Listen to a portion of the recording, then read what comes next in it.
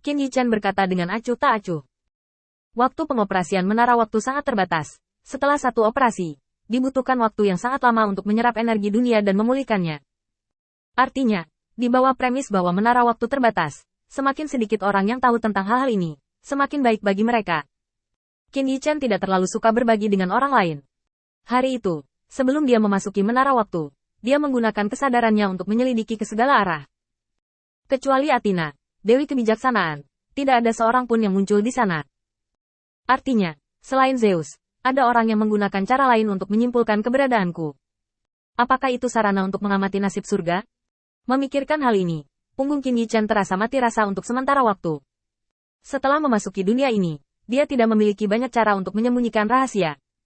Artinya, begitu pihak lain memiliki sarana untuk mengamati langit dan menyimpulkan rahasia, semua tindakannya akan terekspos ke mata pihak lain.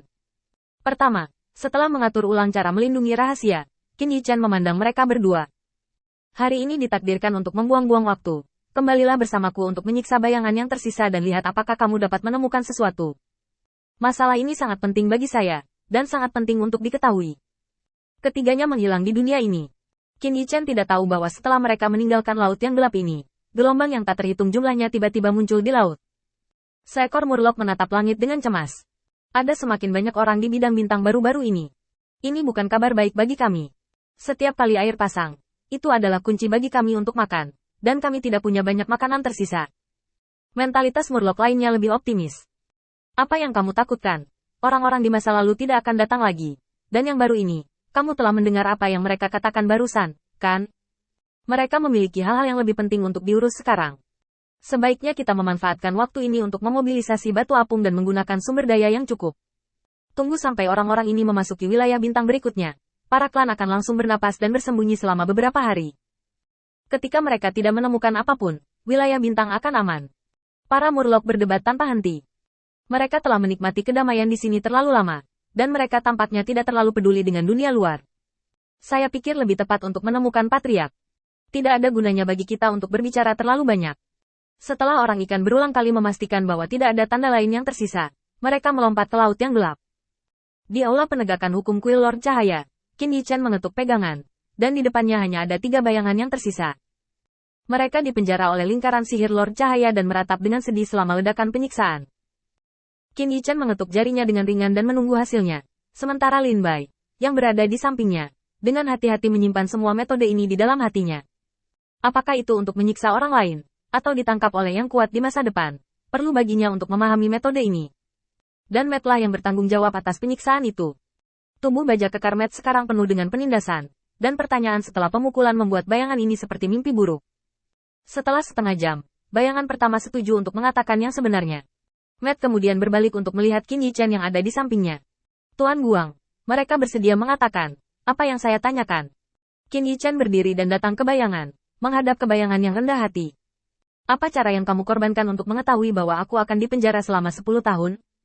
Inilah yang paling dikhawatirkan Qin Yichen. Namun, bayangan itu perlahan menggelengkan kepalanya. Saya tidak tahu. Setiap kali, pendeta mengambil inisiatif untuk menemukan kami dan mengatakan rencana selanjutnya. Kami tidak memiliki kesempatan untuk menghubungi pendeta pada hari kerja. Melihat orang di depannya, Qin Yichen memutuskan untuk mengajukan pertanyaan lain. Apa hal yang paling sering digunakan dalam pengorbanan harian Anda? Dari hal-hal yang mereka gunakan, Qin Yichen dapat mengkonfirmasi beberapa informasi penting yang dia butuhkan. Misalnya kulit kura-kura, itulah teknik meramal. Qin Yichen melihat bayangan itu, menunggu jawabannya. Setelah 3 napas penuh, bayangan itu kembali. Mungkin kepala rusa. Setiap 3 atau 5 hari, kepala rusa akan dikirim. Qin Yichen mengangkat alisnya sedikit. Kepala rusa tidak ada dalam ramalan apapun. Qin Yichen meninju dan meraih leher He Ying secara langsung. Tiba-tiba, semburan asap putih naik dari tangannya, dan tubuh He Ying bergetar hebat, dan rantai berdentang. Jika ini bukan rantai karakteristik kuil penguasa cahaya, mungkin mereka akan membebaskan diri. Qin Yichen memandang bayangan itu dengan ringan. Beri kamu kesempatan untuk memilih, mati bahagia, atau disiksa olehku sampai mati. Setelah malam penelitian di kuil penguasa cahaya, mereka akhirnya menemukan cara terbaik untuk menghadapi bayangan, dan itu adalah air. Air apapun akan membawa rasa sakit yang tak terlukiskan pada bayangan ini. Hanya butuh 10 tetes air untuk membunuh bayangan ini. Setelah mengetahui berita ini, kuil penguasa cahaya menghela nafas dengan emosi. Jika mereka bisa mengetahui informasi penting ini lebih awal, Mengapa mereka memberitahu penjaga kuil? Satu orang dengan sepanci air sudah cukup. Saat ini, Qin Yichen tidak memiliki niat untuk terlibat dengan bayangan ini.